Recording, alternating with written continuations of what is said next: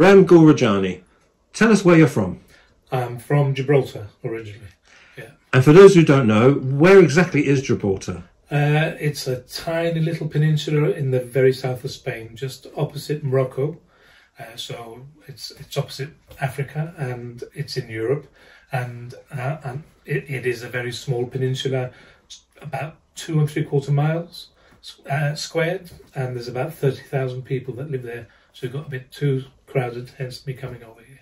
And I was there in 2007, and when you said, what did you say the population is again? 30? About 30,000.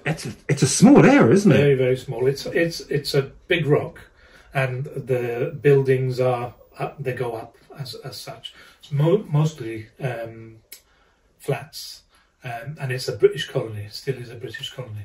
So it's quite a weird setup, a very nicely weird setup, in that you're in the sun. And you've got these phone boxes, policemen that look the same as the ones we've got here. Everything is done in English. It's pounds and pence. Everyone speaks English, but then they also speak Spanish as well.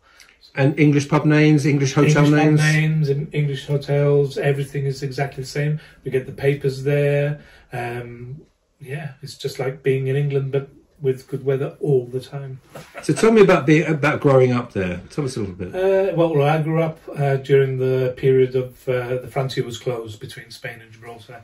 Franco had decided to close the border in about 1967, so I was only 2. My mum and dad lived in a massive flat in Spain, but they were only given, I think the story goes that they were only given about 24 hours to vacate. So they came back into Gibraltar with me.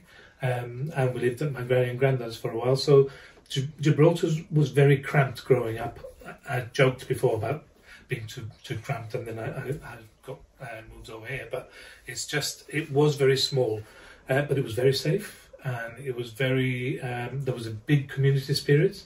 Everyone knew everyone. Sometimes to the detriment of us growing up, because we couldn't get up to much mischief. Because by the time we got home, our parents would know all about it.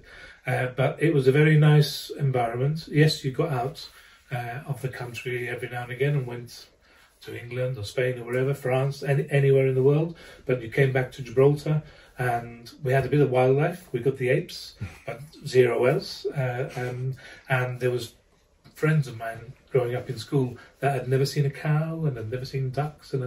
So there's a lot of things that were a bit detrimental in one way. But I have only got fond memories of growing up in Gibraltar and living there. Sorry, forgive my ignorance, you mentioned about the border. So the next town is La Linea. But when you come through the border, at the moment, so for example, Algeciras, so when I went there in 2007, the border, the barriers open up, or they check you, obviously check things, and when you go back out, the barriers. So none of that in Franco's time. When during Franco's time, the border was a physical border between Spain and Gibraltar. There was a piece of no man's land, which Spain has reclaimed. And if family and relatives wanted to speak to each other, there was no phone lines between Gibraltar and Spain. So you'd go to the Gib side of the border, and family over the other way would go to the Spanish side of the border with, as I said, a big piece of no man's land in between, and shout. You couldn't work in Spain? No. Could you travel there? You couldn't even walk through. Yeah, it was closed. So if you had relatives over there, you'd shout and say, yeah, I'll meet you here. I'll come and look at the baby. The baby was too far away. How do you get, if somebody wanted to go from Gibraltar to Britain, how do you get there? From Gibraltar to Spain? No, if somebody wanted to go back to Britain from Gibraltar in those times. In those times, you still had you'd fly over or come by ship. Gibraltar's got a big port, and there's an airport as well. So you'd fly over to Gibraltar from UK. I think it used to be Heathrow or Gatwick in those days. Now there's other choices. But to actually go from Gibraltar to Spain, you had to go to Morocco. So you'd go across across the Med for about 12 miles into Tangiers, and then get a Spanish ship from Tangiers to Algeciras. And in Algeciras, you'd be, within 10 minutes, you'd be over the other side of Spain, saying hello to yourself over in Gibraltar type of thing. But it was really, really silly. Tell us about schooling. Schooling, same system as over here. So we'd have, we used to have infants, middle school, and then comprehensive school. There was an old grammar school system, but that was phased out a few years before I got to that age. Once you got to your to the senior school and you did your O levels, and you can then do your A levels, and then if you needed to go to university, you'd come over to the UK on a grant to the UK and do your degree in whatever it was. I went into nursing, but I did my nursing over in Gibraltar. I did 4.5 years there, and then I came over here and I had to restart. So I became a very junior nurse again, which was quite a shock in one way, but it was nice to learn the system. But yeah, Gibraltar schooling was, teachers were trained over here, and they were then teaching us over in Gibraltar. Why do you think Gibraltar retained? There are other dependencies, what the technical terms, that are part of the Commonwealth, or whatever. Why do you think Gibraltar retained that real overt English? And I said when I was there, I thought I could be in King's Lynn in 1978. Why do you think? I think, I mean, if you look at the referendum, Gibraltar was the first place to declare to remain, because we come under the UK. So we, being in Gibraltar, are very proud of our British heritage. It's been British since 1704, and I can understand why Spain wants Gibraltar, because it's physically in the same stretch of land, but the people who live there are very pro-British. We like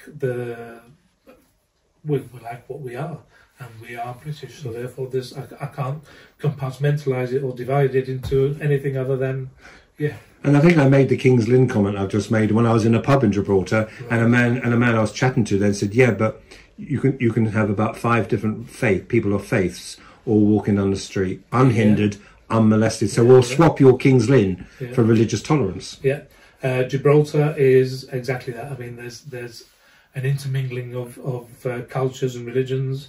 My father, for example, he was Hindu, he passed away, but he was Hindu, and he married a Catholic. My mum. Then we have Church of England, and we've got lots of Muslim and Jewish.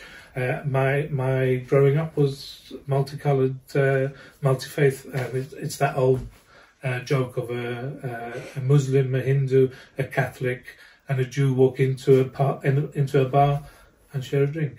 Yeah, there was total tolerance and nothing other than that. Do you go back? I go back.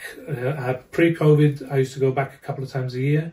Since COVID, I hadn't been back, but then, as I said, my father passed away, so I had to go over a couple of times.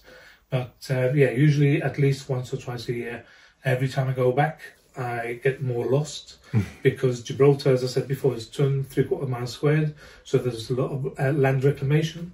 So there's all these areas that I don't know, that used to be where I used to dive off or whatever into the sea, and the sea's no longer there. It's now 200 or 300 yards further away, because there's a complex of different apartments or whatever there. But it's I enjoy going back. Fusion of food, the fusion of cultures, it's just very friendly, and yeah, home.